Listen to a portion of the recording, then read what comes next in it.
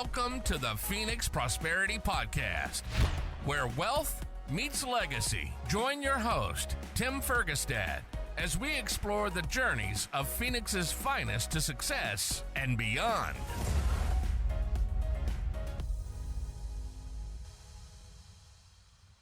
Hello, this is Tim Fergestad. Thank you for joining us. I'm very pleased to have Dale Shafer with me here today. Dale is the founder of Life Moves Wealth Management, an independent fee-only firm in Scottsdale, Arizona, serving business owners and business leaders. As a certified financial planner and certified business exit consultant, Dale specializes in helping clients align their personal and business financial goals. This approach empowers owners to transition from day-to-day operations to strategic investors in their own businesses. Dale also enjoys all things outdoors, playing music and contributing back to his community through the Rotary Club, the Scottsdale Leadership, and other volunteer opportunities. Welcome to the show, Dale. Thank you, Tim. Thanks for having me on. A lot of great stuff there.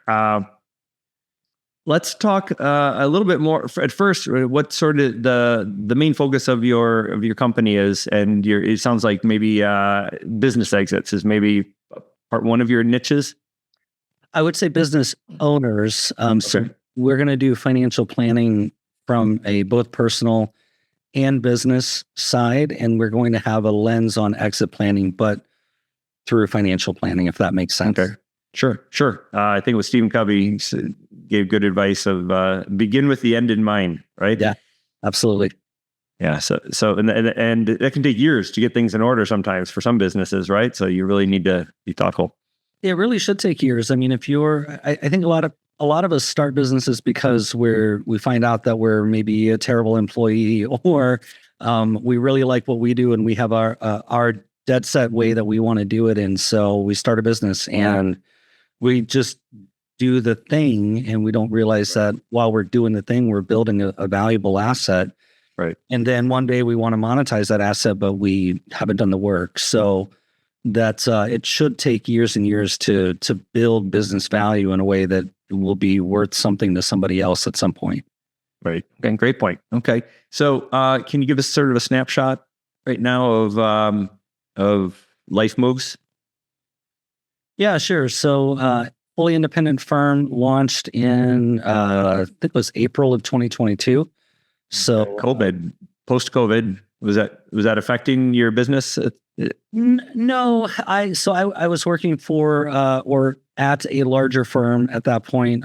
Moved to Arizona in August of 2019. So that did impact. COVID impacted business development in that regard, as I was just getting into the valley and figuring out who's who and where to navigate. The valley shut down. Everything got shut down. So again, fully independent firm, coming up on 2.5, almost 3 years now. We serve business owners. That's kind of our primary, best ideal client, if you will.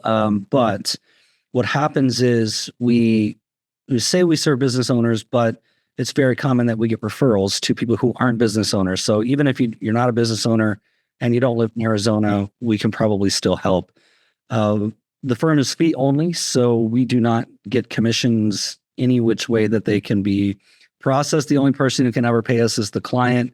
And probably the best thing that I would say we do is financial planning, real financial planning, that includes all of the 7 areas of financial planning as defined by the Certified Financial Planner Board.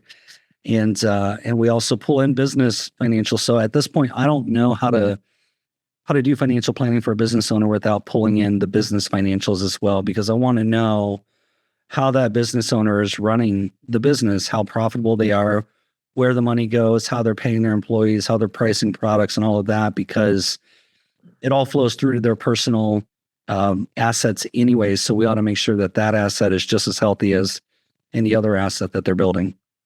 Right. Okay. Before we get into the 7 aspects, if you don't mind, can we first explain to the listeners and viewers the different types of compensation structures that are out there? Assets under management, the commissions, the fee only. Yeah, absolutely. So, this is such a great question, because compensation models are all over the board, I find, for people who sit in my seat and have a similar job title. So I would say far and away, there's definitely commission structures in place, and those can be all over the board based on what the product is and what you're selling, whether it's life insurance or annuities or private placements or mutual funds or bonds, individual bond shares, things like that. I would say most of the industry is probably now on what's called a fee-based compensation model, which is where they collect fees from the clients, but they can also receive commissions for product sales and things like that. There's which is maybe a little bit more the traditional approach. Is that fair to say? I'd say at this point it is, yeah, and probably the most widely used approach at this point. Okay. But over the past, I'd say 20 or so years, there's been a movement, a shift in the industry toward fee only, and there's a lot of smaller firms like mine that gravitate that direction, because typically when you're looking at an assets under management model, which is where a lot of that fee-based work comes in, you have to have a certain amount of money before the financial advisor will actually work with you. And a lot of times that's just based on profitability of the firm and things like that. So you'll see minimums at $500,000 or $1 million or $5 million. They'll all have these breakpoints. And what I find is that a lot of business owners have upwards of 70, 80% of their total net worth in their business and in their personal, primary residence for real estate. And so there's not a lot of wiggle room for them. They often aren't saving for themselves. And if they are, they're not at a point where they can get the attention of a financial advisor until they're ready to sell the business, and there's possibly money that's going to arrive once they sell the business, and then the advisor can manage. And then the advisor can make money off of them, and so then they're willing to. Exactly. Yeah. So the fee only allows not only business owners, but even I have a great contingent of clients that are in their late 20s and early 30s. They're saving as much as they can into their company-sponsored 401k plan or 403b, but they can still pay me for financial advice along the way. And same thing for business owners. It works out really well when the minimum is not the asset level. You can really open the door for really great people to get quality financial advice long before they're ready to sell a business or retire or something like that. Sure. And I would say that's arguably, not even arguably, that's when they need it the most, really, is because when they're these formative years, right? It could cost them millions if they don't set things up properly up front. Completely agree. So can you speak a little bit also to assets under management? In what regard? Well, how is that different from fee only? Or I don't know, there's still some other nuances there that I'm not familiar with. Yep, got it. So being charged an asset under management, usually it's going to be a percentage of how much money the advisor is managing for you. And that can be in, a rollover IRA or a brokerage account or something like that.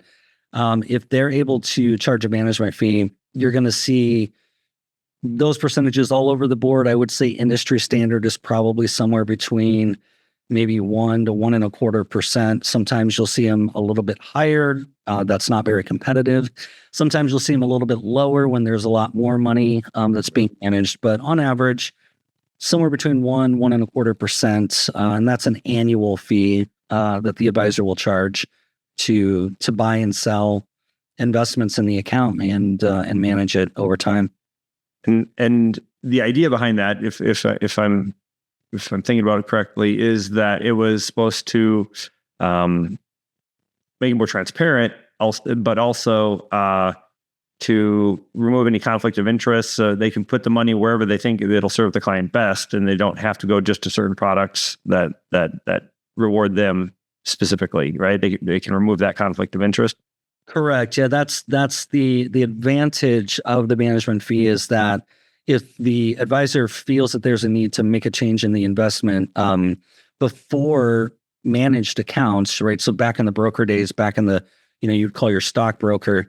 If your broker called you and wanted to make a change in the investment, naturally there was a commission tied to that change. And so you as the client, you're saying, okay, is this really good for me? Or does the advisor want another pair of shoes this month or something like that, right? Right. And so managed accounts make it possible for the advisor to make those changes without there being that concern of a conflict of interest. But there are some other inherent conflicts of interest with assets under management. And a lot of times it's very simple. When the client needs to use money in the account, that is a conflict of interest with how the advisor is compensated. So if a client pulls a couple $100,000 out of a brokerage account to buy a house, or another asset or a business, or Right. syndicate to college, that naturally conflicts with the advisor gets a pay cut. And so there can be some conflict of interest there, but by and large, it's still probably the better way to do it. If you're not fee only, it's usually a more transparent method. Right. And then it also was another sort of conflict there. It was the fiduciary status of, I pay you a certain percent of my assets under management, regardless if it performs or not. If I give you $5 million to take care of, and you get paid regardless, if you lose money for me each year, you still get paid, right? Yeah, I mean, there's definitely that. I would say if you're on a multi-year track of losing money, you have a bad advisor, probably, right? Right. But that is a real, completely real concern, especially in periods where we have sideways or down markets. I mean, 2022, recent example, was a down market, and it was very painful for a lot of investors, and a lot of people. Our account values went down. I wouldn't say that we lost money, because you usually don't. This is like the tongue-in-cheek, stupid thing for an advisor to say, but I'll say it anyway. Which is, you don't lose money until you sell something, right? Right. Your asset value goes down, but I will say for that, we're 2 years removed from those markets, and our asset values are much higher than they were then. Right. There's always a recovery, but it is problematic when the investor's account balance is going down. It is hard just if there's realized losses. I was going to say the opposite side of that, though, is you don't want them advisors incentivized to go into risky high return products just so they make more money, right? You want them to make sound decisions, right? Yep. And so thank you for all that. That was great, Dale. I appreciate it. Okay, so do you want? I don't want to have you put on an educational seminar, but you did. you put on the seven other sort of criteria that is financial plan. Let's just say you wear a lot of hats and you have a lot of concerns for the clients that you can keep in consideration. So you raised it on your own, kind of post-COVID. Okay. And do you have clients mostly here in the area, or are they national? You brought some with you from your previous position. How does that work? Yeah. So when I moved over and launched my own firm, I had by grace of God, blessing, good relationships, all of those things. All of the clients came with me, which was great. And so that's probably the scariest thing when you're launching your own firm is who's going to follow, because you're going something completely unknown. It could, maybe it's not going to work out. Maybe it will, but I don't know. I have enough, I would say, just kind of like that steely, I've always said there's a fine line between being confident and being cocky, and I skate that line really, really well. And so I was like, this is what I want to do. This is why I want to do it. And the clients will come, and they did. So that was a blessing. I'd say right now, probably a majority of the clients are here in Arizona.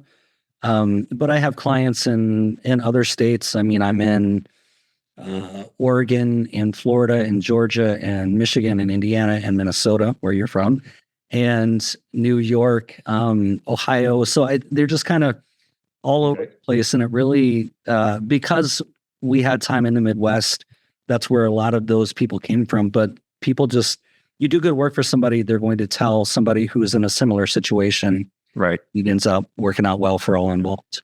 Yep. Strong work gets referrals, and that starts to snowball, which is great. That's a testament to your services. That's awesome. So in that space, there's a lot of competition. We touched on it a little bit. Would you say that the fee only and that structure is a big part of what sets you apart, or is there what else can you add to that? Yeah, I think fee only is certainly a differentiator. There are a lot of fee only advisors in the Valley. In fact, there's a group of about 8 or 10 of us called the Phoenix Fee Only Advisor Group, and it's a closed group. It's you have where you met Prudence. That's exactly okay. Yep, and so she's definitely been in the conversation of joining that group as well, and she's a great planner and a great CPA as well. So I have a lot of respect for her, but there's a group of us who are out there doing this kind of work, and I think it's really good work. I like the fee only status because it gives me a lot of flexibility with how to serve the clients and how to appropriately price based on the services that they need and their financial complexity. It gives a lot of flexibility there. So, but I would say, in addition to that, the primary differentiator really is the approach that I take to financial planning. I think is a little bit unique. I've not found anybody else who's doing it quite the same way. And I do financial planning completely. So I'm looking at pretty much anything that's moving in your financial life. I probably need to know about it. And the reason why is because it allows me to be a better advisor for you. So the more I know, the better I can advise, the better I can guide on what's happening, or at least help you understand what's happening. And if you make these choices, these things are impacted and these things move. And so we do that. I have all of my clients write a statement of financial purpose when we start working together. It's not all that different than a business's mission statement. It's why do we exist? When you apply it to financial planning, it's why do we make the choices we make around money? And oftentimes it's simple things. People will say, well, I want to make a decision so I retire well. And I tell them that's not really a purpose. That's like, it doesn't, what you just said are words that really don't mean anything to me. So like, let's define that better. And so as an example, if we look at my statement of financial purpose, it's 3 parts. The first is that I have to remember, and that's an important word in there, remember to set aside time and resources for family adventures. I need my business to be thriving so that my wife has whatever professional pursuit she wants for herself. She can do that. And then the third thing is I want to give freely. And so if I'm making financial choices, it has to pass that 3-way test for me to know that it's a good choice. And if not, then it's not a question of whether or not I can afford it. It's a question of where does it stack up in my priority of what I value. And does this decision align with the values? Does it help me accomplish those things? And what I really like about that, and it's really helpful to clients, is because it gives them clarity on if they want to make any kind of decision. We have a kind of like a barometer to test that decision with. Right. So that becomes really helpful. And then I would say the other differentiator is the way that I pull in the business financials. There's anybody who owns a business, it's too important of an asset, as I said earlier, to just say, yeah, my business is worth 3 times my EBITDA, or a lot of business owners, that's even Greek language to them as well, right? EBITDA, what is that? Oh boy. So often they'll say, oh, it's worth, 3 times my revenue. And I know that they're saying something and they know they're saying something, but we don't know what that means. So we do a lot of work to get an idea of what that business truly might be worth and why, and what they're doing for value drivers in the business, how it flows through to their personal assets and all of that. So there's a lot that goes into the work that I do. And I would say that's that part of it, that component, that business owner component, combined with the financial purpose, pulling it all together. I call it, because I'm not very good at analogies, I call it financial spaghetti, because everything's touching. Right. And so I'd say that probably definitely sets me apart in that regard. And there are a lot of advisors in this area a lot. But we're all kind of doing different things. There's a group of people who just all do the same stuff and they just do investments, and maybe they'll do some level of financial planning. But there's some of us who have very specific areas where we operate really, really well, and this one happens to be mine. Okay, yeah, that's super important, right? That clarity on, as you said, what does success or retirement look like for you, right? I don't want to work anymore. Well, you can be successful today. You can quit your job and go home. Exactly. Yeah, you can be successful today if that's how you define it. But yeah, more to your point of also getting clarity on where your business really is and what's its value, right, to other people, and that's super important and incredibly valuable to your clients, I'm sure. So how about replacing their sort of income? Is that a part of transitioning them from the business to other streams of income? Depending upon what their goals are, do you help them plan for passive income or diversification? Because as you mentioned earlier, they're almost all entrepreneurs are heavy into their own business. Yeah, they are. And what's really funny about that, to me, it's maybe not funny, but definitely ironic, is that a lot of times entrepreneurs are very risky when it comes to business and very conservative when it comes to other types of investments. For somebody who has 70 to 80% of their net worth in one concentrated area, to me, that's incredibly risky. Right. And it doesn't matter what that asset is. For a lot of people who aren't business owners, their largest asset on the balance sheet is their home and their home's value. And so that's high concentration and that's risky. And, those are the areas we look at. We look at concentration of wealth often because it's important to know where the money is and where it needs to go. And so long answer to your question is yes. We definitely want to look at ways to not only diversify the streams of income, but also asset location can be very important as well. So for a business owner who's able to transition their business, which by the way, the current stats are that there's probably 10 different ways to do a business transition, or what we call a transition method. And depending on which of those you choose, less than 30% of business owners in business right now will be able to find a buyer for their business. Less than 30%. So that's a number that I directly want to impact. And Sure. And the way that we do that is, like I said, the approach that I take with business owners is how we're working to move that number. Okay. Can you speak a little bit more on that? Like, why are so few of businesses actually sellable? Yeah, it's usually there's a lot of factors. I mean, some of the biggest ones are that again, you get into your business, you're doing the day-to-day stuff. Maybe you have a tax professional that wants you to run as much as you can through the business so you can lower your net taxable income, right? So reduce taxes. So now you're kind of living out of the business and you're paying your employees and you're doing your thing. And the numbers look bad. Well, they look bad to an outside buyer. Yeah. And then you start doing, now you're trying to do an exercise of add backs and, you get adjustment fatigue in the deal. And it just, it doesn't help you sell the business. And so you don't look as profitable as you feel. And so that happens. And then a lot of business owners, they kind of get down a road where they don't have a child or another relative that wants to take over the business. The employee doesn't have, key employees don't have the money to buy the business. You've got to figure out how to put the business on the market. A lot of business owners approach it kind of like selling a house where you just put a sign in the front yard, hold some open houses, hire a realtor, and, fingers crossed you can negotiate a good price. Selling a business doesn't work that way.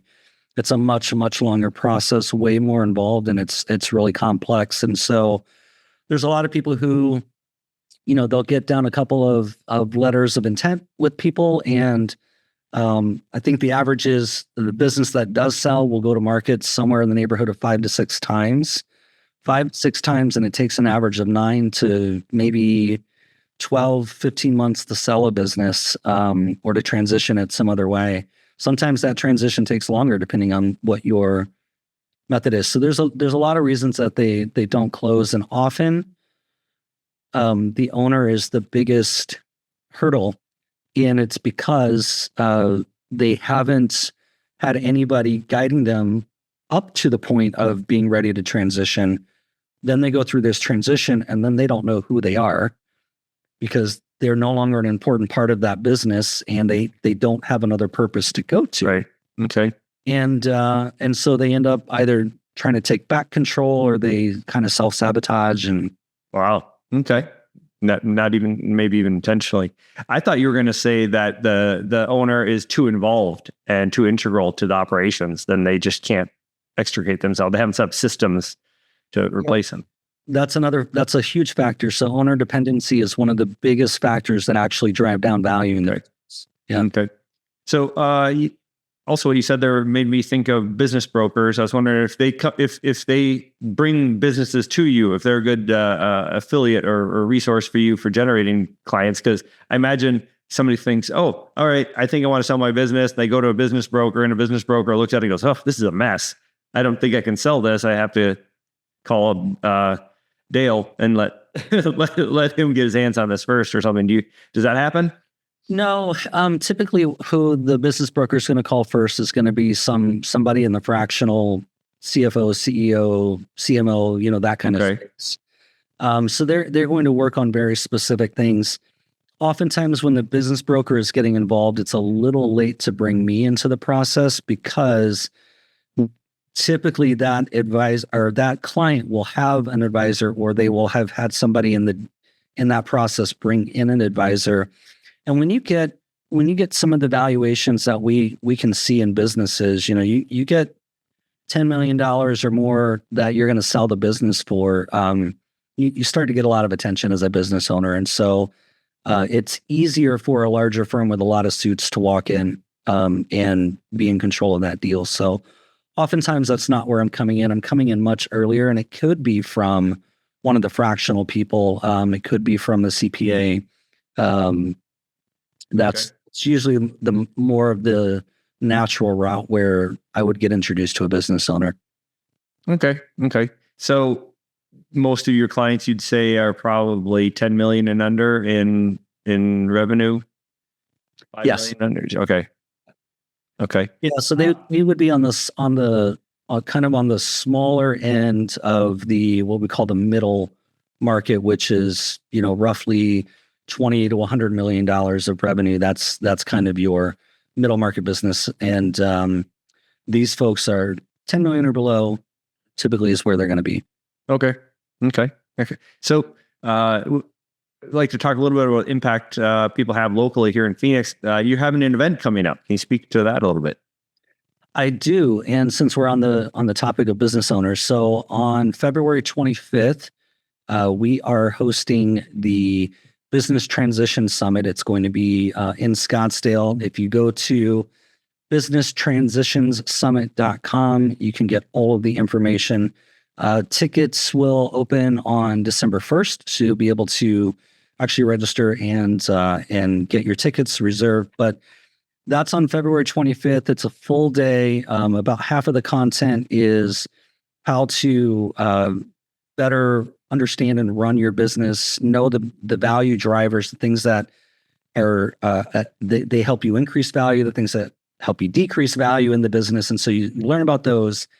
And the other half of the content is about how to start thinking about what the future might look like. Because even if you don't want to sell your business for another 15 or 20 years or 10 years or 7 years, starting exit planning now is ideal, because it'll help you build the type of asset that you want, that you'll know when you're ready. Number one, it'll help you understand how to know when you're ready.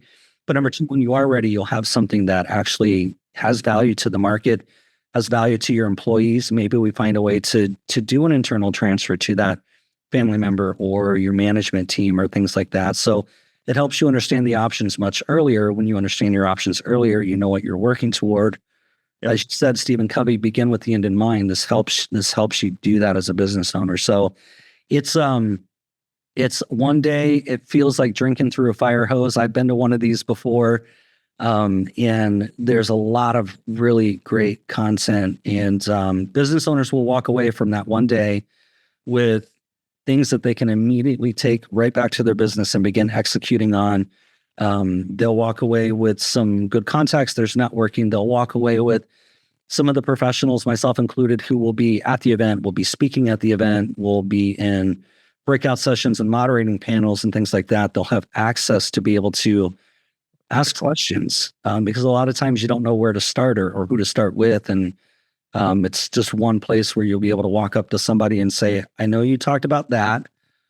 I have this. What do I do? Or what would you recommend? Or how do I get started? And they'll walk away with implementable strategies from that one day. It's going to be great. Oh, that sounds excellent. Excellent. And what was that website again? businesstransitionssummit.com. Okay. And click on the Arizona link. Okay. Okay. And if they wanted to connect with you, Dale, how do they find you? What should they do?